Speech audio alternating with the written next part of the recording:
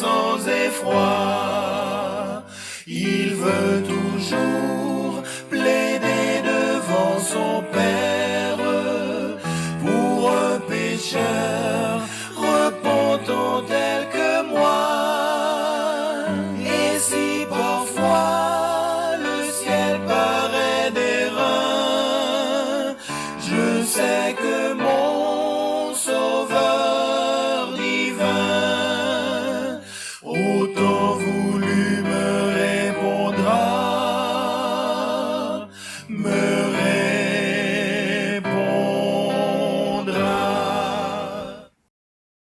Bien-aimés de Dieu,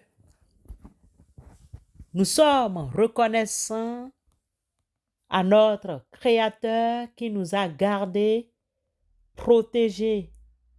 Nous vous saluons très fraternellement. Prions Dieu. Père, nous sommes réveillés en ta présence avec nos joies, nos forces, nos souffrances, nos réussites, nos découragements et nos larmes. Nous voici devant toi tels que nous sommes. Merci, ô Père, de venir à nous avec ton amour et ta lumière, avec ton message de vie et d'espérance. Nous te confions tous ceux et celles qui nous écoutent et qui invoquent ton nom tous les jours. Œuvre dans leur vie.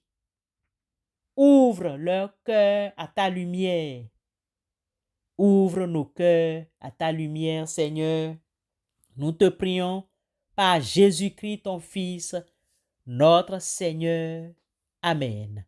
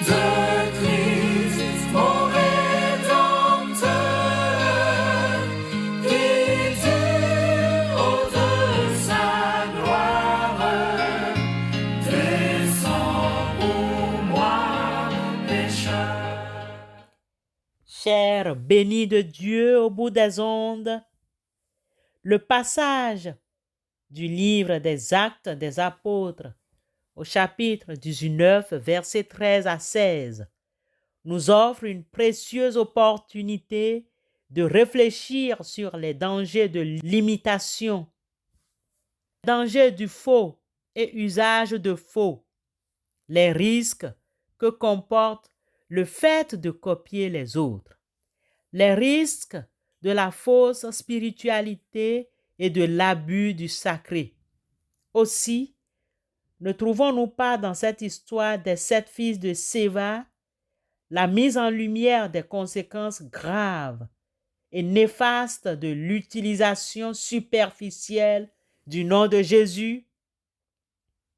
Le texte des Actes des Apôtres 19, 13 à 17 soulève quelques problématiques. Comment discerner une pratique spirituelle authentique et une simple imitation?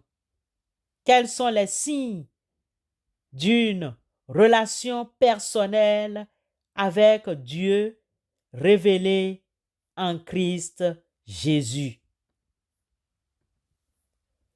Comment protéger notre communauté des dérives sectaires? Quel rôle pouvons-nous jouer pour promouvoir une foi authentique et vivante? Que se passe-t-il dans ce texte? Quelques exorcistes juifs ambulants essayèrent de prononcer le nom du Seigneur Jésus sur ceux qui avaient des esprits mauvais. Ils disaient: « Nous vous conjurons par le Christ que Paul prêche. » Ceux qui faisaient cela étaient fils de Séva, un juif, chef des prêtres. L'esprit mauvais leur répondit: « Je connais Jésus et je sais qui est Paul, mais vous, qui êtes-vous? » Alors, l'homme qui avait l'esprit mauvais en lui se jeta sur eux, les maîtrisa tous et les maltraita de telle sorte qu'ils s'enfuirent de cette maison nue et blessés. Cela fut connu de tous les habitants d'Éphèse, juifs et non-juifs. La crainte s'empara de tous et on célébrait la grandeur du nom du Seigneur Jésus. Actes, chapitre 19, versets 13 à 17. Pour élucider ce passage, retenons 3 pistes d'exploration. Le nom de Jésus, un pouvoir à ne pas banaliser. Ça, c'est la première chose à comprendre. 2. L'importance d'être authentique dans ses dons et talents. 3. Les conséquences de l'imitation, d'usage du faux. Prenons le premier point. Le nom de Jésus, un pouvoir à ne pas banaliser. Évitons de profaner le sacré. Les fils de Séva réduisent le nom de Jésus à une formule magique, un simple outil pour chasser les démons. Ils en détournent le sens profond et le caractère sacré. Mais quiconque blasphémera contre le Saint-Esprit n'obtiendra jamais le pardon. Il est coupable d'un péché éternel. Marc chapitre 3, verset 29. Il faut reconnaître que notre texte fait remonter la puissance de l'invocation du nom de Jésus. Le texte souligne que le nom de Jésus est porteur d'une puissance réelle, mais cette puissance ne s'exerce pas automatiquement. Elle est conditionnée par la foi et la relation personnelle avec Christ, ce qui n'est pas le cas des enfants de Séva. Le deuxième point, c'est-à-dire l'importance d'être authentique dans nos dons et talents, exige la foi en Christ et Christ seul. Les fils de Séva n'ont pas une foi authentique en Jésus. Ils utilisent son nom pour des raisons personnelles et non par conviction profonde.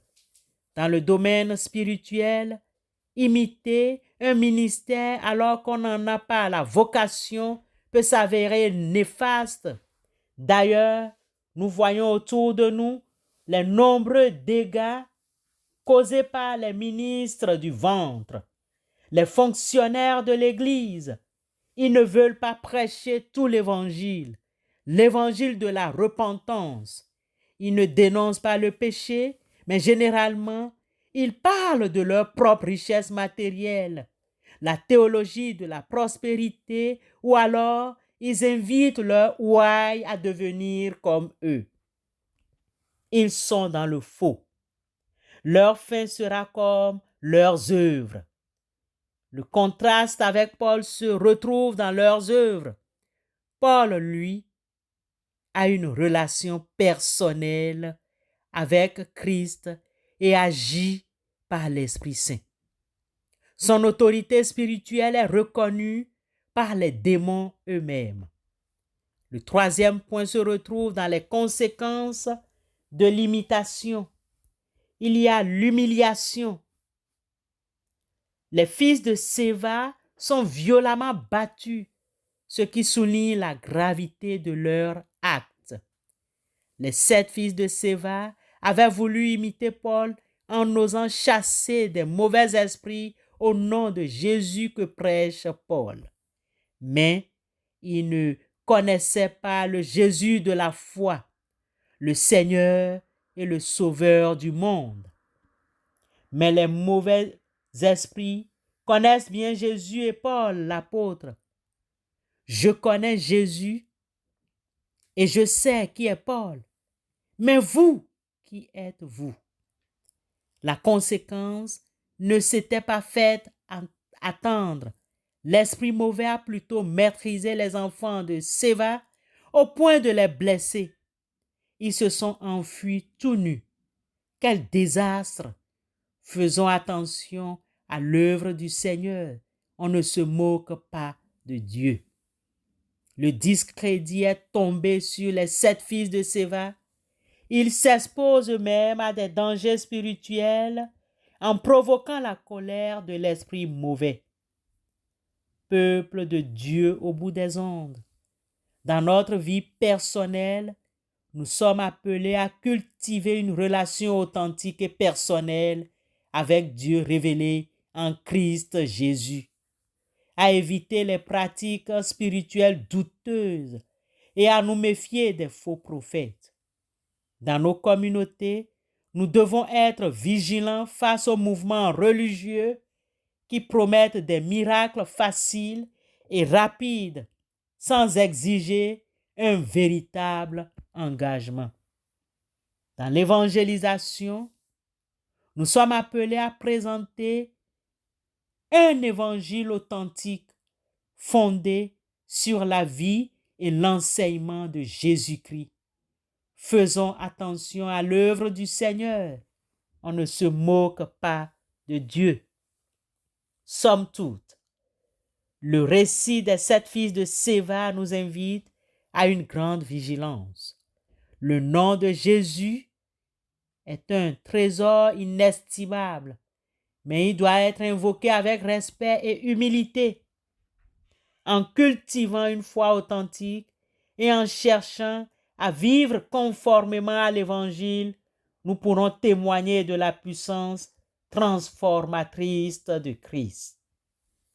Bien-aimés, n'ajoutez pas foi à tout esprit, mais éprouvez les esprits pour savoir s'ils sont de Dieu, car plusieurs faux prophètes sont venus dans le monde. 1 Jean, chapitre 4, verset 1. Amen. Mon Dieu, il déplace les montagnes. Il me cache sous ses ailes. Il m'abrite sous son ombre. Mon Dieu est puissant. C'est lui qui me guérit.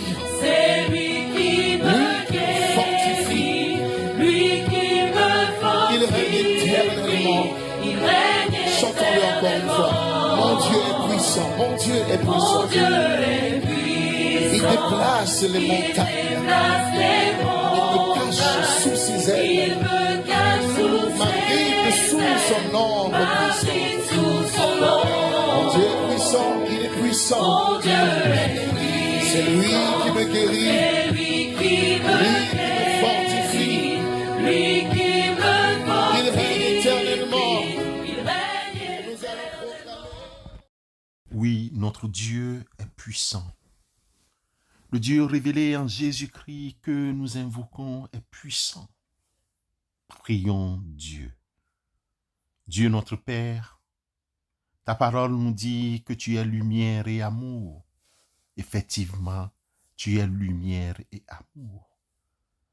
Mais, Éternel notre Dieu, aujourd'hui, nous sommes dans l'obscurité.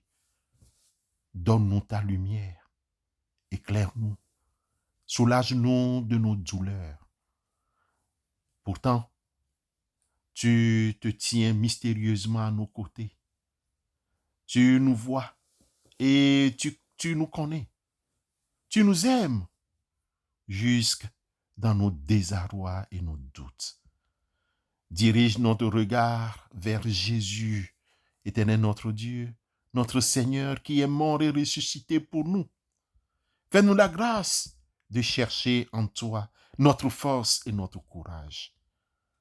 Accorde-nous ton Esprit Saint pour qu'il nous maintienne, malgré tout, dans la foi et dans l'espérance. Entends, s'il te plaît, notre prière au nom de Christ Jésus, ton Fils et notre Seigneur et Sauveur. Amen. L'heure de la victoire, de la vérité a sonné dans mon cœur, que Jésus soit loué. L'heure de la victoire, de la vérité a sonné dans mon cœur, que Jésus soit loué. L'heure de la victoire, de la vérité a sonné dans mon cœur, que Jésus soit loué. L'heure de la victoire, de la vérité a sonné dans mon cœur, que Jésus soit loué. Que Jésus soit loué. Dans la vérité. Que Jésus soit loué. Dans la vérité. Que Jésus soit loué. Dans la vérité. Que Jésus soit loué. Dans la vérité. L'heure de la victoire, de la vérité a sonné dans mon cœur, que Jésus soit loué. Recevons la bénédiction de la part de notre Dieu. Que le Seigneur, au cours de cette journée et les jours à venir, soit avec nous.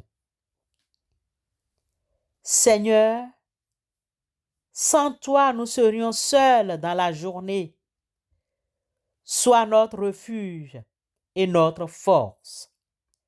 Accorde-nous de croire et d'espérer en Jésus-Christ, notre Seigneur, qui, par sa mort, a vaincu le monde des ténèbres et par sa résurrection, a ouvert les portes de la vie éternelle. Amen.